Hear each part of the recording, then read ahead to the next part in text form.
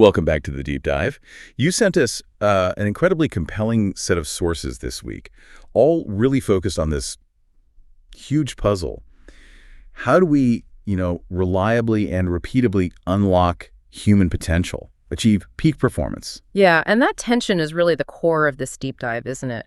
Our mission today, essentially, is to understand why shifting our focus maybe away from just traditional psychological models towards neurobiology gives us a more dependable, maybe more universal framework for getting consistent results. Okay, let's unpack that, this core conflict.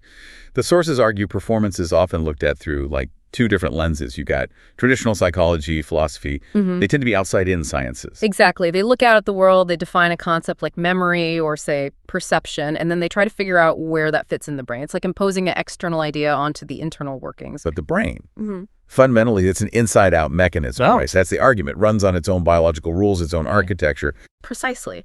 So if what you want is reliability, repeatability, results you can count on, then you really have to study the mechanism itself. And, well, that means prioritizing neurobiology. Okay.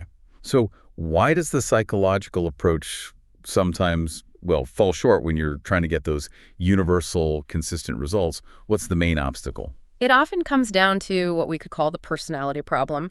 When we try to coach performance using only, say, psychological or behavioral methods, we run smack into personality.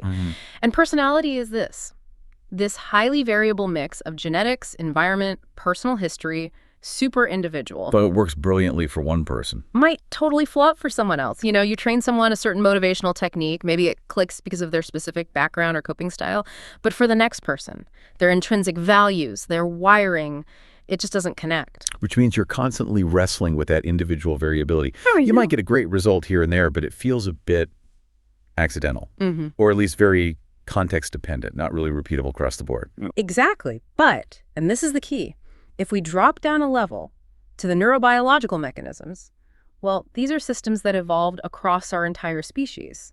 The fundamental architecture, the underlying operating system, is largely universal. Okay, so you're saying by targeting those shared biological functions, we dramatically increase the predictability of the outcome. We're sort of bypassing the individualized mess of personality, if you like, and tapping into something much more fundamental, much more shared. That gives us a much better shot at consistent efficacy. What's really fascinating, though, is that this idea, this drive to focus on the biology, it isn't actually new, is it? The sources point way back over a century ago, right to the birth of modern psychology. Oh, absolutely. We have to give a nod to William James here. One of the great historical thinkers wrote the first major psychology textbook, Principal Psychology. Right. Even 120 years back, he was already stressing the mechanism. He famously said, the great thing in all education is to get our nervous system to be our ally and not our enemy. And by nervous system, he meant the brain, the biology, right? Even before we had the tools to actually see it working in detail. Exactly. That perspective, getting our biology to work for us, not against us, that's what helps take some of that genetic lottery, that variation, out of the equation when we're talking about optimizing performance. It sets the stage. It sets the essential foundation. James gave us the philosophical mandate, you could say, but he obviously lacked the tools we have now to really see the brain clearly. Which brings us neatly to the present day.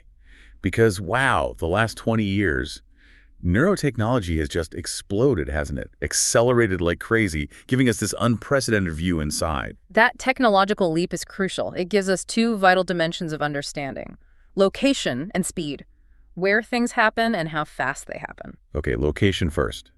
How do we see where activity is? Well, it started with earlier techniques like SPECT scans in the late 90s. But the big leap for location came with fMRI, functional magnetic resonance imaging, really taking off in the early 2000s. Right, fMRI, I've heard of that. It shows active areas.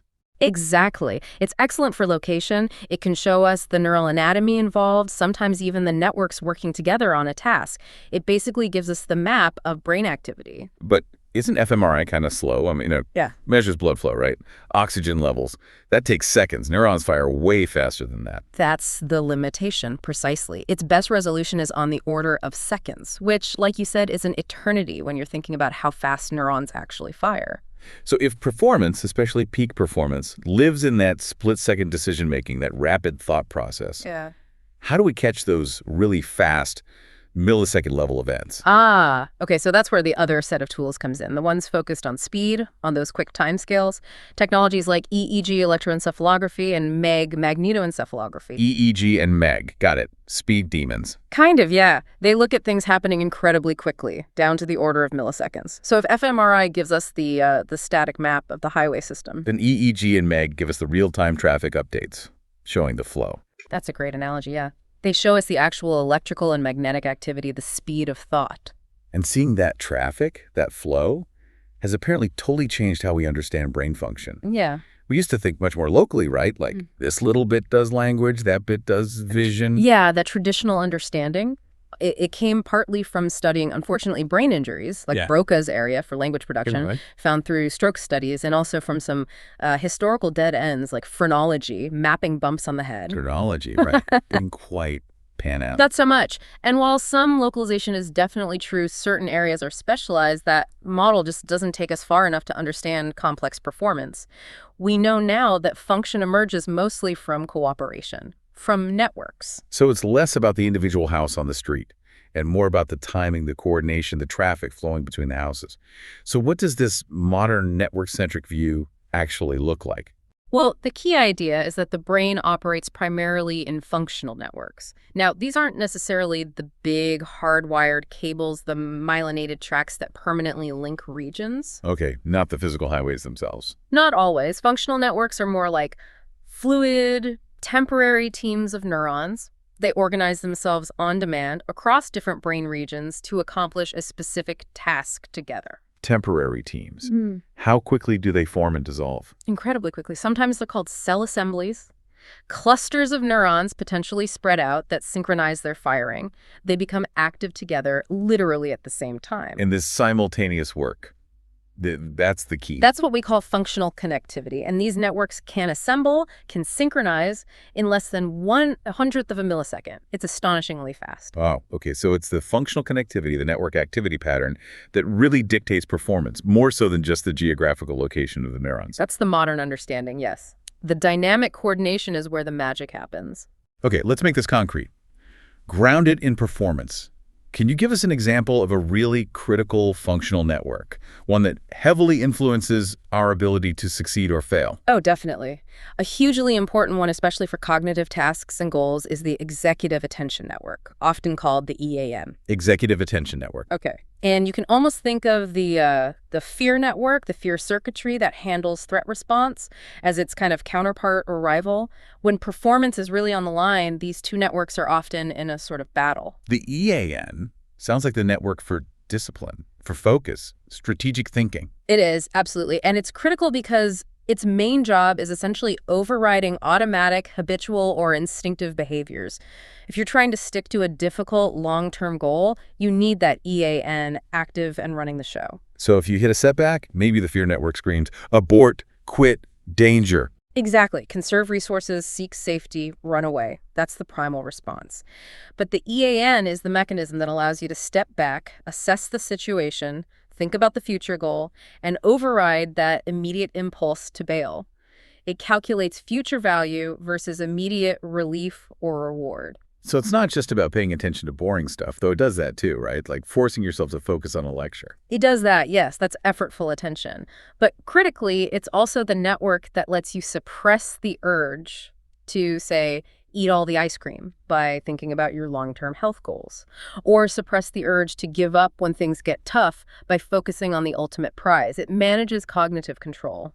Okay, so understanding how to maybe strengthen or activate that EAN or quiet down the fear network when it's not helpful, that's the key to cognitive peak performance. That's a huge part of it, and it ties back to that core definition from the sources. Cognitive peak performance is essentially getting our biology of these networks to work for us, not against us. Right.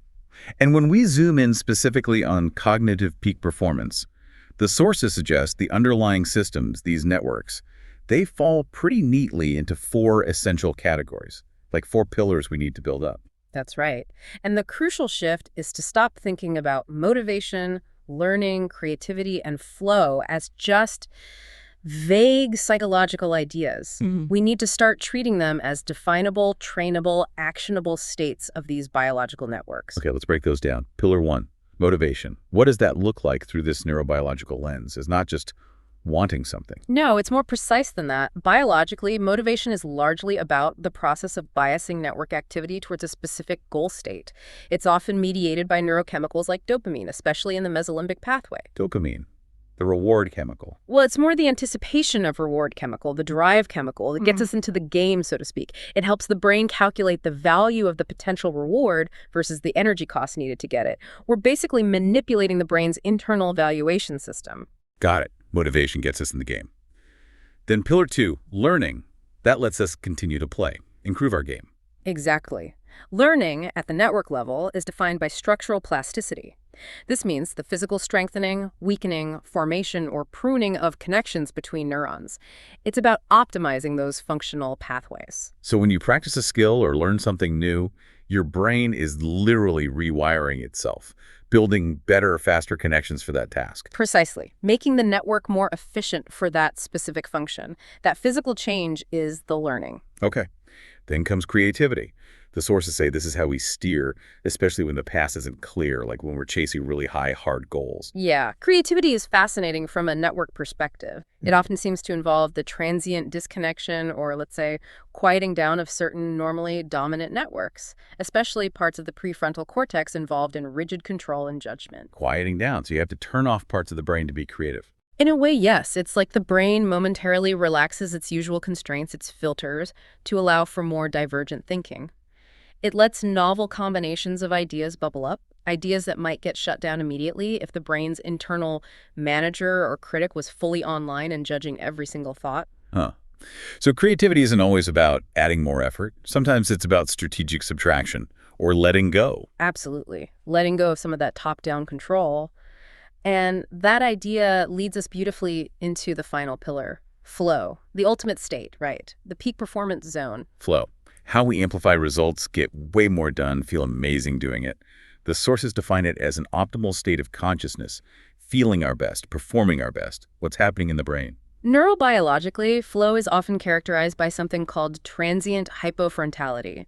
Transient meaning temporary, hypo meaning low or reduced, and frontality referring to the prefrontal cortex. So temporarily quieting the front part of the brain, the part with the executive attention network we just talked about. Largely, yes. The very region that houses our inner critic, our sense of self, our complex decision-making, our long-term planning, it quiets down significantly during flow.